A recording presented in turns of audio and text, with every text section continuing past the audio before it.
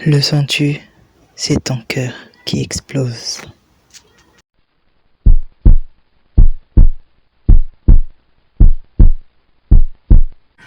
Bienvenue dans mon galère. Moi, c'est Mia.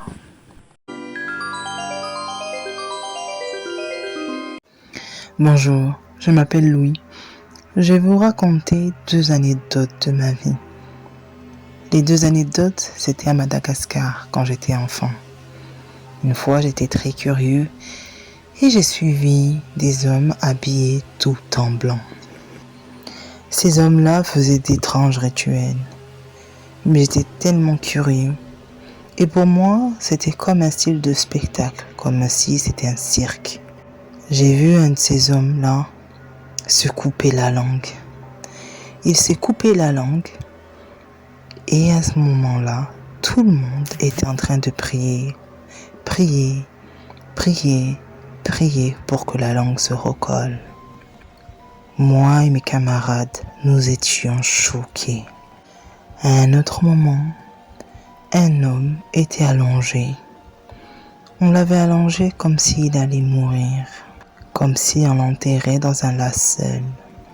Ils ont pris une sorte de scie et ils l'ont coupé en 2.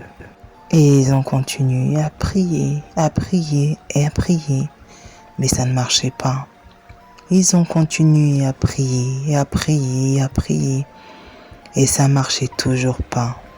À un moment, il y a un homme qui a dit: il y a quelqu'un ici qui n'est pas propre. Je pensais que c'était nous les enfants, donc on s'est levé et on est parti.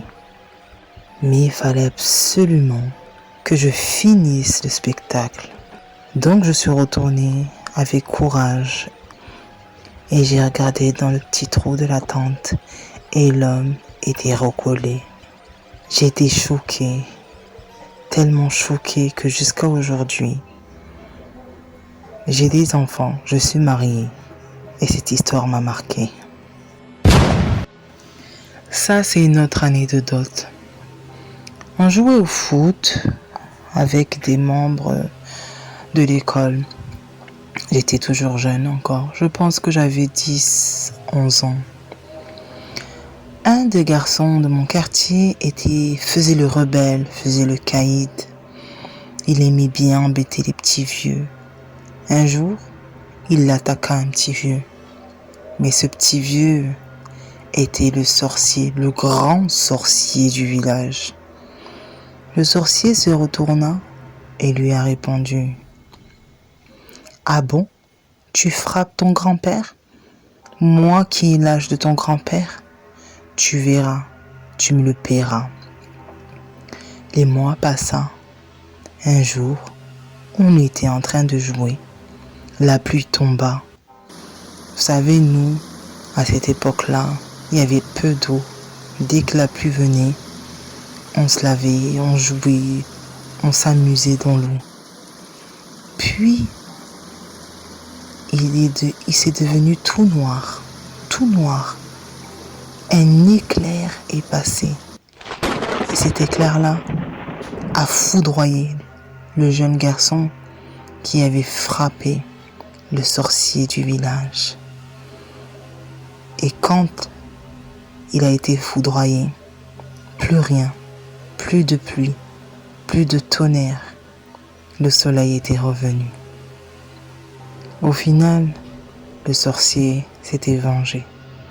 On ne pouvait plus enterrer l'enfant, car le corps était que des cendres. Cette histoire-là est véridique, mais moi je vous le dis, je suis traumatisé. Faites attention à qui vous parlez et faites attention à ne pas ramener le diable dans votre maison.